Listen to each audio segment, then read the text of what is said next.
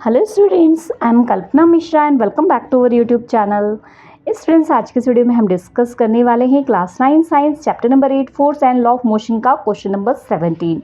Question number 17 है how much momentum. सबसे पहले तो आपको यही पता लगे यहाँ मोमेंटम पता करना है। विल अ डम बेल फॉर ए मास, एक डम बेल का मास जो है वो 10 किलोग्राम दिया है।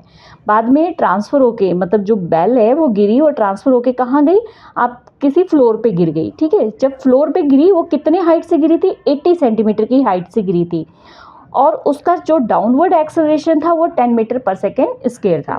ठीक है, तो अब इसको आपने फाइंड आउट करना है इसका मोमेंटम। तो सिंपल सी पहले तो हमें मास लिख लेते हैं। मास हमारे पास कितना दिया है, 10 किलोग्राम दिया है। अब ऑब्जेक्ट जो है आपका इनिशियल वेलोसिटी, मतलब ऑब्जेक्ट आपका कहीं एक जगह रुका था उसके बाद नीचे गिरा है, तो इसका मतलब यू आपके पास है नहीं। यू हमने क्या ले लेना है, यू क्या है, मतलब देखो ये ऑब्जेक्ट है, इसको अगर हमें कहीं हाइट से गिराना है तो अगर हाइट से मैं गिराऊंगी तो यहाँ पे ये रेस्ट पे है ना, रेस्ट पे आने के बाद ही नीचे गिरेगा।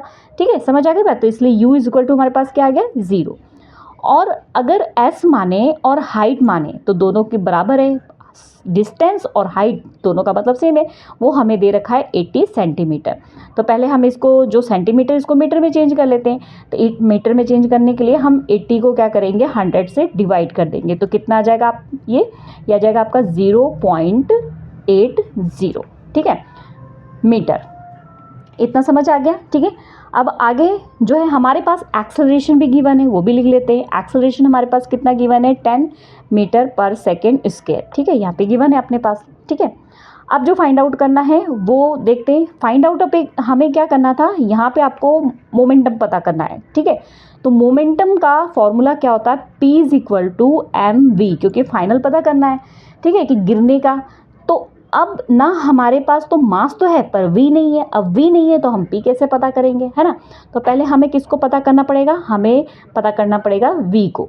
तो v को पता करने के लिए हम फॉर्मूला लगा लेते हैं न्यूटन का, हम लॉ लगा लेते हैं। आपको पता है u v s, अगर कुछ फाइंड आउट करना है तो हम न्यूटन जो हमारा फोर्स लॉ ऑफ मोशन था, हमारा मोशन के जो 3 इक्वेशंस थी, मोशन के उन 3 इक्वेशंस से हम वैल्यू फिल करके सॉल्व कर लेते हैं।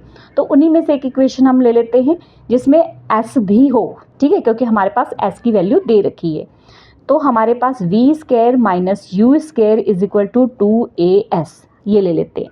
यहाँ पर v हमारे पास गिवन है तो हमारे पास v तो गिवन नहीं है, इसको ऐसे ही लिख देते हैं। u हमारे पास 0 है। ठीक है, 2 मल्टीप्लाई a हमारे पास कितना है, a हमारे पास है 10, s हमारे पास कितना है 0.80। चलो ये तो 0 हो गया। अब v square is equal to आपके पास कितना आ गया, यहाँ पर 2 की अगर हमने 10 में मल्टीप्लाई कर देते हैं तो सीधे, या तो ऐसे कैलकुलेशन कर लो आप, 10 मल्टीप्लाई यहाँ पर 80, पॉइंट के बाद 2 0 थी इसलिए हमने यहाँ पर 100 लगा दिया। ठीक है, 1 0 ये कैंसिल, 1 0 ये कैंसिल, तो v square is equal to आपके पास कितना आ गया, 8 2 जा 16। स्क्वायर हटाने के लिए हमने यहाँ पे रूट लगा दिया और रूट सॉल्व करेंगे तो कितना आ जाएगा इसका 4। अब वेलोसिटी निकालिए तो ये क्या आ जाएगा, मीटर पर सेकेंड। ठीक है, इतना समझ आ गया।